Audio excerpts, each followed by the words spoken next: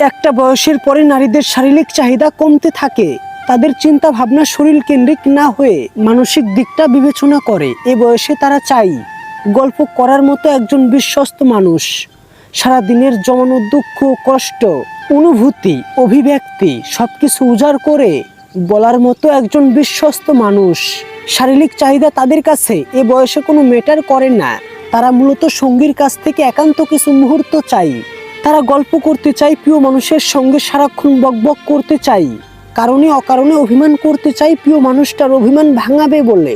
তবে নারীদের শারীরিক চাহিদা কমার ক্ষেত্রে বয়সের থেকে পরিস্থিতি বেশি দামি। মানসিক অশান্তি, পারিবারিক অশান্তি, অভাব, অনটন, দুশ্চিন্তার কারণে অনেক সময় নারীরা তাদের অনুভূতি হারিয়ে ফেলে।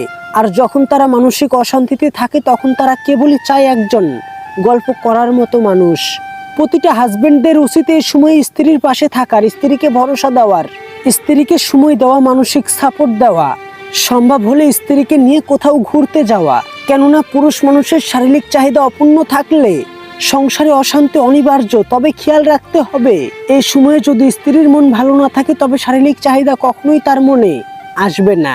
একজন পুরুষ মানুষের শারীরিক চাহিদা পূরণ হলে মানসিক শক্তি আসে, আর অন্যদিকে একজন নারীর মানসিক চাহিদা পূরণ হলে শারীরিক চাহিদার উপরে তার আগ্রহ আসে। এই ক্ষেত্রে পরস্পরকে বুঝতে হয়, পরস্পরের মনের ভিতরের অভিব্যক্তি বোঝার চেষ্টা করতে হয়।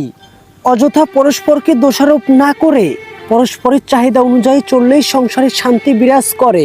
নারীরা সরাসরি মুখে কিছু বলে না, তবে তারা পুরুষ সঙ্গীকে অবশ্যই তার মনের আকুলতার কথা বোঝানোর চেষ্টা করতে হবে।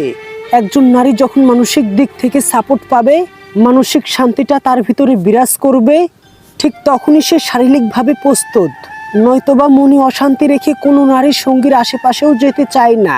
সংসারে একজন স্বামীর জন্য যেমন শারীরিক চাহিদা মেটানো জরুরি, ঠিক তেমনি একজন স্ত্রীর মানসিক চাহিদা মেটানো আরো বেশি জরুরি।